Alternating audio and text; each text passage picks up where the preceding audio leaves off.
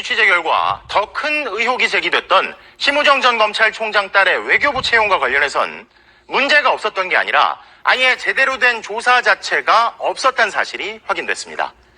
당시 외교부 서류 전형 3등이었던 심 전 총장의 딸에게 면접 심사위원 3명 중 2명이 만점을 주면서 순위가 뒤집혔는데, 만점을 준 심사위원 2명에 대해선 본인 동의가 없다는 이유로 아예 조사조차 이루어지지 않았다는 사실이 확인된 건데요.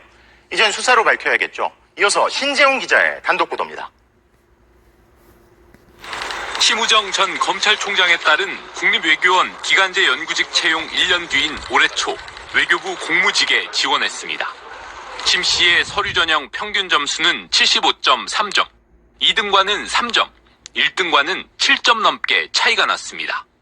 그런데 이후 진행된 면접에서 심사위원 3명 중 2명이 만점을 주면서 순위가 뒤집혔습니다. 하지만 노동부는 정작 이들 심사위원들은 제대로 조사도 하지 못했습니다.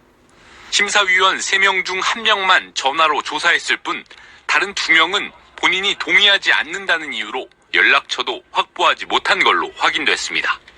심우정 전 검찰총장 딸에게 면접에서 만점을 줘 1등으로 뽑아준 바로 그 2명입니다.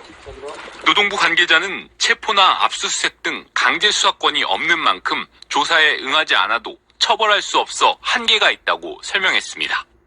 채용 기준이 바뀐 과정도 석연치 않습니다.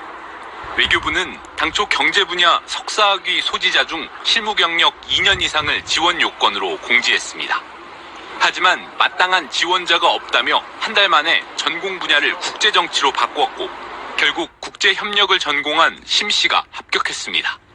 국립외교원부터 외교부 채용까지 공교롭게도 모두 심 씨가 유리한 방향으로만 그때그때 기준이 달라졌습니다. 딸의 채용 특혜 의혹은 지난해 심우정 전 검찰총장 인사청문회 과정에서부터 꾸준히 제기되어 왔습니다. 하지만 윤석열 정부 내내 별다른 조사는 없었고 외교부는 올해 4월에야 채용을 유보하고 감사원에 공익감사를 청구했습니다.